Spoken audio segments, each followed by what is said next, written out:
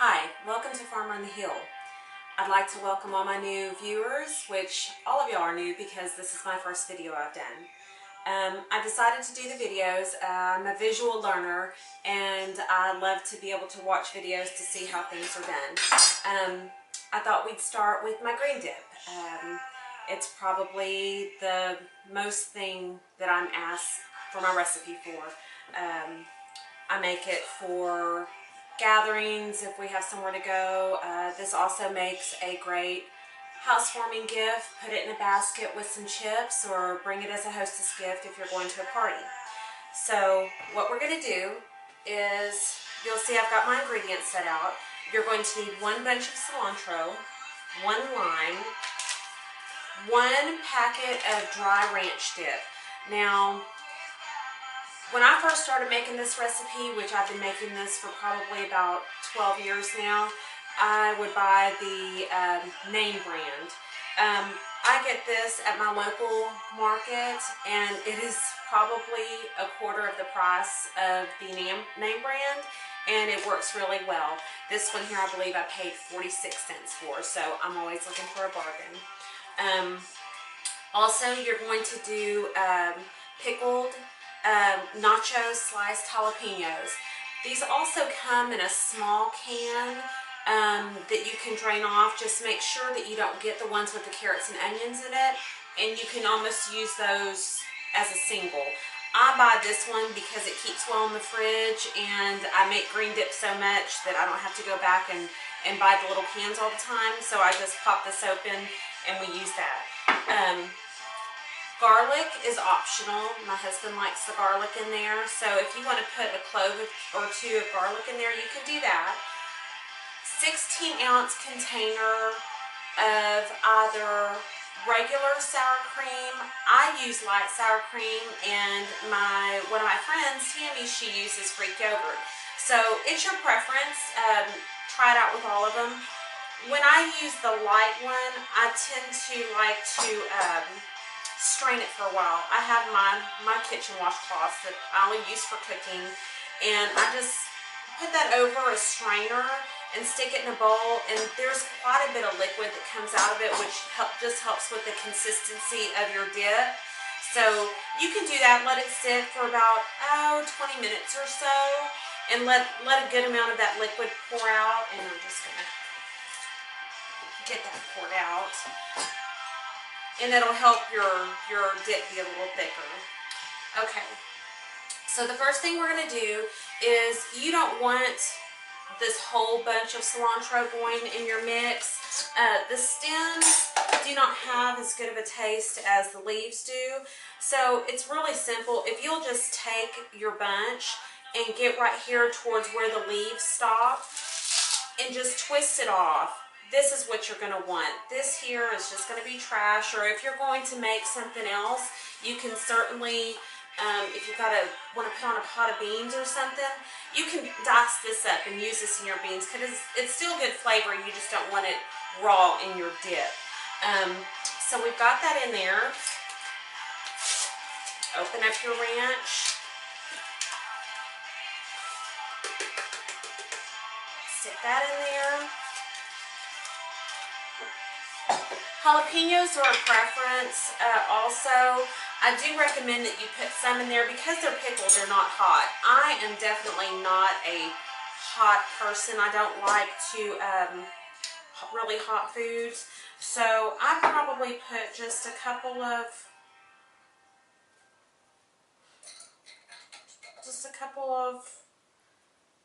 spoonfuls, forkfuls, whatever. Also, if you do like hot stuff, you can take a raw whole jalapeno and cut it in half, seed it out, dice it up, or cut it up and stick it in here in your blender. I use my Ninja. If you have a food processor, a regular blender, but you definitely want to get a good chop on this, so you cannot do this by hand. You have to use some sort of implement there.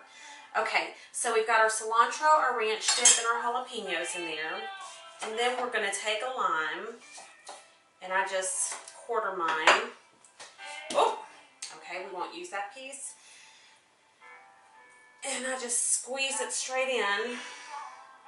And this is why you want to get some of that liquid off of the sour cream, because you're putting quite a bit of liquid back in here. Before when I first started making this, I didn't use the lime, and you know, there wasn't a problem with the consistency, but once I started adding all this lime juice to it, it got a little runny, so it just helps.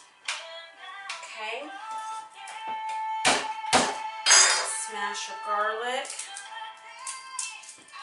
I have one big clove, but if you have small cloves, you might want to use two. Okay, so there we go. Now, we're just going to take this and get it power help.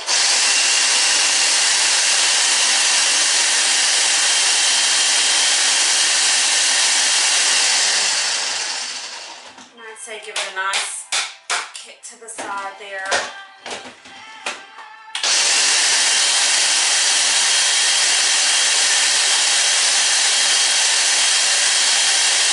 Sometimes you'll notice that it's kind of sticking to the sides, and you know, it just isn't mixing real well. What helps with that is if you will get some of your sour cream just a little bit the first time, maybe about a third of what you got there. That's just going to help give it a little bit of grab, you know, where it can mix well. Just you'll see that it's moving a little bit better now.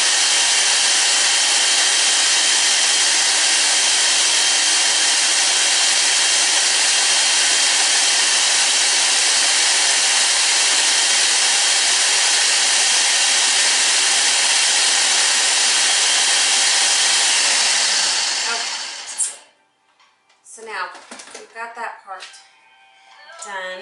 Now we can add the rest of your sour cream.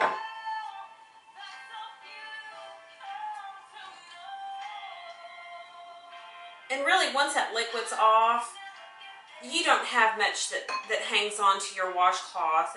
You'll feel that it's very damp from the liquid coming off the sour cream, but it just kind of plops in there. Okay, so put our lid back on and mix it again.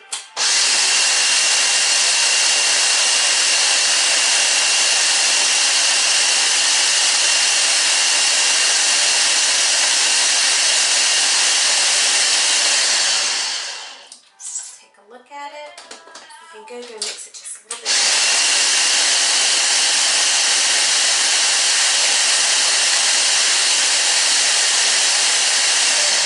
If you have the self-restraint, which is really hard for us here in this household, we put this on just about everything. You know, yes, we dip chips in it, but we also put it on our tacos. We will put it on our burgers. My bean burgers that I make, it's awesome on the burgers. But if you have the self-restraint, really, you should wait. Make it the day before and have it the second day. It sitting overnight really gives it the chance for those flavors to really integrate into that sour cream. But most of the time we eat it right away. But then the next day when we have leftovers, it's even better.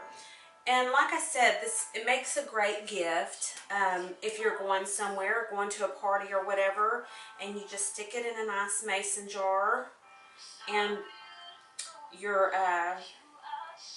the person that you're going to their house, they'll love it and you'll love it, and just maybe tie a cute little bow on it or something, and there you go. It has been described as heaven in your mouth by one of my friends, and that's all there is to it. Thanks.